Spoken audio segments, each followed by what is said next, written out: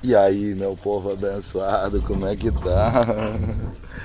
Tamo aí, meu povo, terminando o nosso serviço.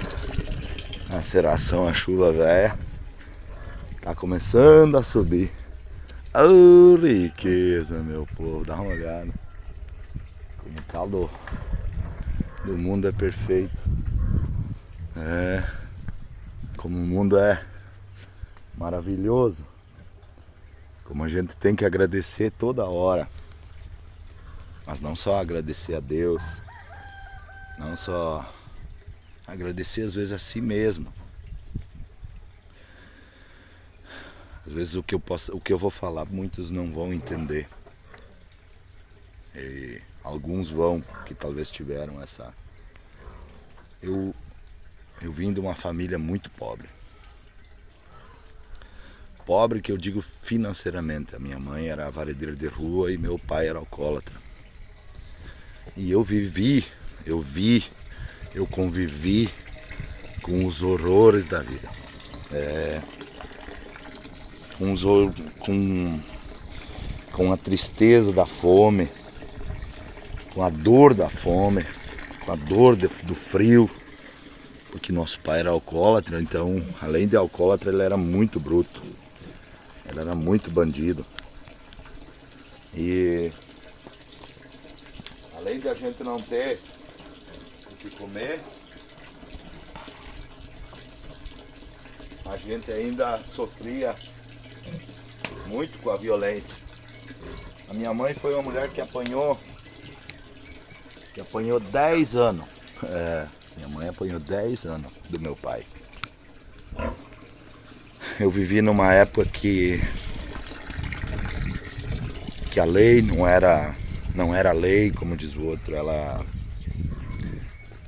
tinha uma outra coisa, uma coisa nojenta que era esse machismo, que a mulher tinha que ser submissa ao homem.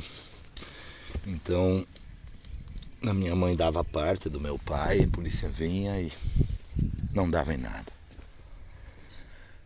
Talvez uma vez quando eu era mais grande eu pedi para minha mãe por que ela não parou com isso antes, por que ela tinha medo. Outra coisa, antigamente era feio uma mãe de família, uma mulher de família não ter marido, os filhos não ter um pai. Então ela sofria pela gente, sofria pelo julgamento dos outros. Mas hoje quando eu vejo as pessoas falar o oposto de pobreza, riqueza, eu penso que para mim não é isso. Para mim o oposto de pobreza para mim é esperança. Esperança. Tu ter esperança que tu vá ter uma vida melhor, tu ter esperança que tu vá conseguir um dia ter uma família, tu ter esperança que tu vá conseguir ser um pai bom, um pai que consiga prover o alimento para os filhos, a educação para os filhos, um lugar para eles morar. Nesse ambiente de extrema pobreza e violência que eu fui criado, uma coisa eu guardei de lição, que eu não precisava ser assim, que eu não precisava ser vítima dessa situação, que eu não precisava levar isso como um castigo e eu não precisava, eu podia ser alguém diferente, eu podia ser alguém melhor, eu podia, como diz o outro, sair fora dessa estatística do mundo. E até certa idade da minha vida, queria ser vítima da minha situação. Eu pensava, não, eu não tenho oportunidade, essa minha infância, essa minha situação, eu não herdei nada, eu não. Até que um dia eu parei e comecei a entender o que a minha mãe sempre dizia, que eu precisava fazer, que eu precisava me esforçar, que eu precisava me limitar, cuidar o que eu fazia, que eu precisava não ser que nem o meu pai, que eu precisava não usar da violência para ser alguém na vida ou para me destacar em um lugar. Eu não precisava disso. Eu tenho 48 anos.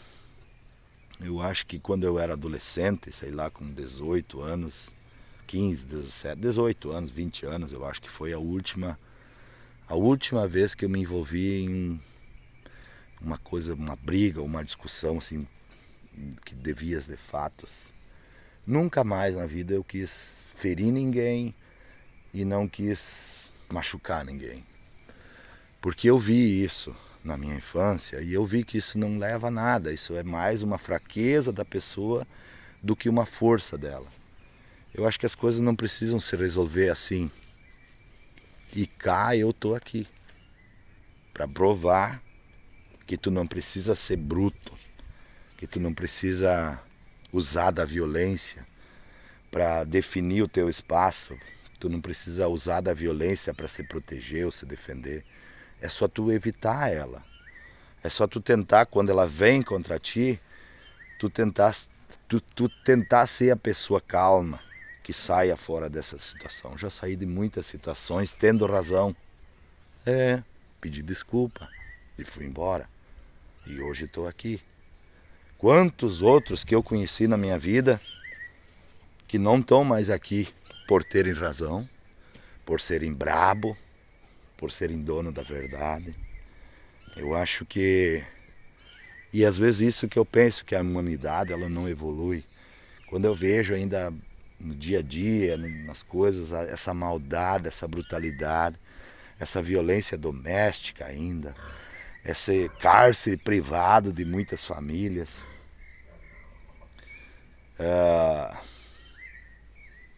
Esse descaso com a família, como tem muitas mulheres com marido, como tem muitos maridos com mulheres. Por isso que eu... E fico sempre pensando, o que leva essas pessoas a quererem isso? Porque isso é a coisa mais horrível do mundo. A violência dentro de casa, a violência, ela é brutal. Para os pequenos, que nem eu falo, hoje eu posso... Nunca as pessoas acham, eu sou firme com meus filhos, bem firme, mais firme mesmo.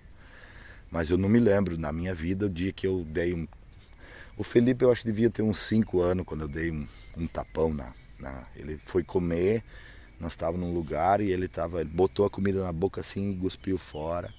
E aí eu dei Nunca mais eu precisei. A Stephanie foi um pouquinho mais, acho que ela tinha uns 10 anos quando eu dei uns tapas. Porque ela me enfrentou. Mas nunca fiz da minha vida comandar uma família ou alguma coisa pela violência, pelo medo. Sempre foi com a razão e com a firmeza. Tento explicar para o meu filho que um dia ele vai ter uma mulher e uma família. Se ele não quiser, não tem problema se ele não optar por isso. Mas o dia que ele optar por isso, ele vai ter que ser um pai bom, ele não vai poder ser um pai ruim.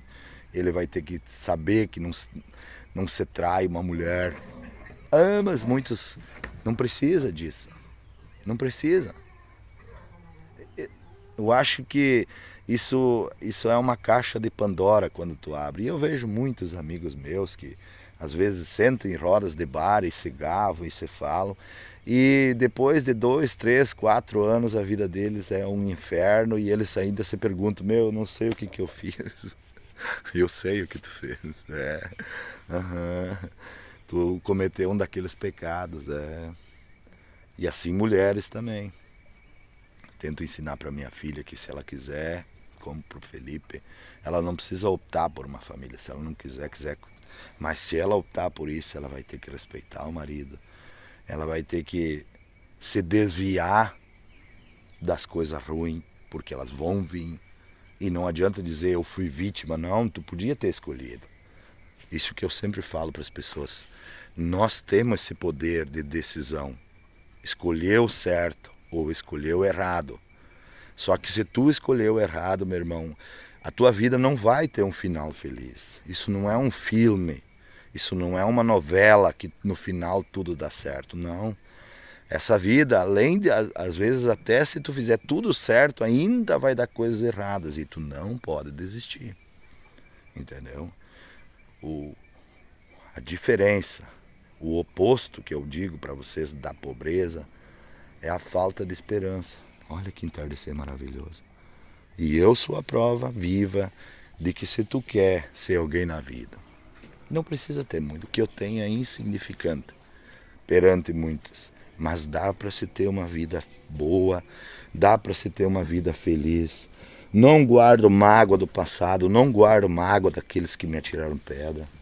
Cada um colheu o que plantou, entendeu? Hoje vejo até uma situação que aconteceu no passado, onde eu fui julgado pela minha família por eu por ter tido pai alcoólatra. E hoje eu vejo que essas famílias que julgaram eu têm o problema do alcoolismo dentro de casa. Que não é bonito de se falar, mas eles estão experimentando. Eles estão experimentando do mesmo veneno que eles destilaram para os outros. Não é bom, eu tenho pena deles. Mas essa é a vida. Por isso que eu falo, se tu não era muito, tu não precisa acertar tanto assim. Se não vai por bem, meu irmão, por mal não vai. Então às vezes é melhor tu esperar e tentar de novo depois. E dizer para qualquer ser humano nessa vida que é tu que traça o teu caminho, é tu que traça a linha da tua vida. Ninguém, não está escrito em teorias, não está escrito em nada. É tu que faz o caminho da tua vida. Tá bom, meu povo abençoado? Uma ótima fim de segunda. Não sejam vítimas. Não sejam vítimas do teu sobrenome, da tua cor de pele, do teu passado. Traça as tuas linhas. Acredita que a decisão que tu tomar hoje vai refletir no teu amanhã. Entendeu? E calma. Sempre tenha calma. O mundo hoje está se caminhando para uma coisa meio loucona. Não é assim, não. Não é esse dente por olho, dente e olho por olho. É isso aí.